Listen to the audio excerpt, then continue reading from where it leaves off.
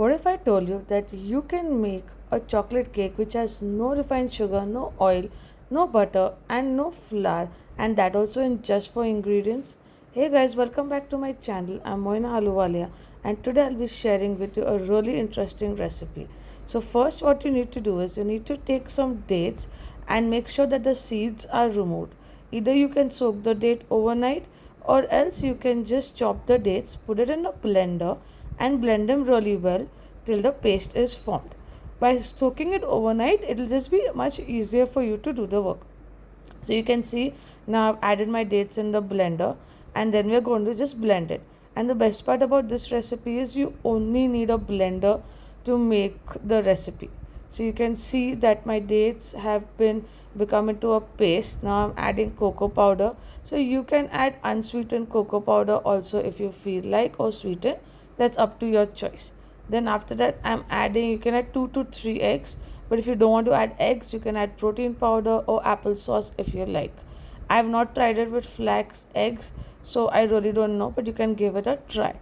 So I've added the eggs also, and then after that I'm adding some baking powder, baking soda.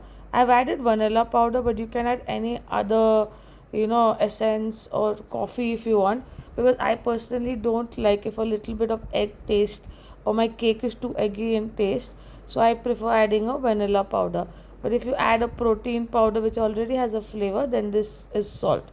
So now we are going to just blend everything really well and make sure that it becomes into a good batter. Also, one thing, just keep in mind, when you after blending it, just leave the blender for some time, because we tried this and our blender just like all the batter had fallen out. So just be careful.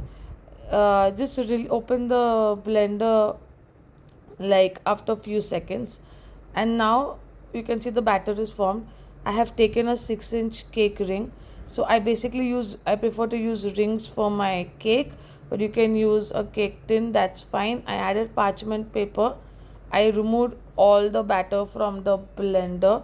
I smoothened the top, and then we are going to bake it at 180 degrees for around 20 to 25 minutes till you add a toothpick and your cake comes out really clean. I always preheat my oven at 180 degrees for 10 minutes. So you can see that this is done. We've baked the cake. It's come out really well. Put a toothpick, put a knife so that it comes out clean. The cake might sink a little bit after baking, but that's perfectly fine.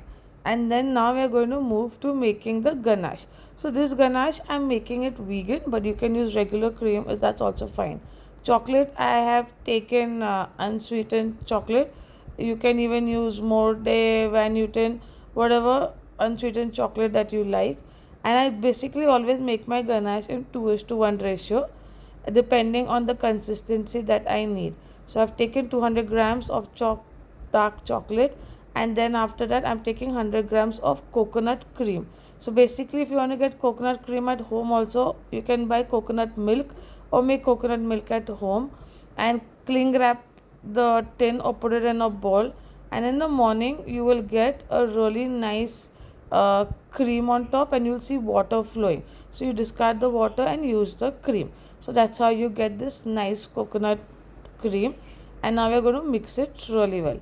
So I don't know if you guys know that on Instagram also I share a lot of healthy recipes, and we even conduct a lot of workshops. All the description is given in the all the links are all mentioned in the description section. And also you can like, share and subscribe to my channel. If you want me to try more recipes, do let me know. Any feedback, any questions, also do mention in the comment section.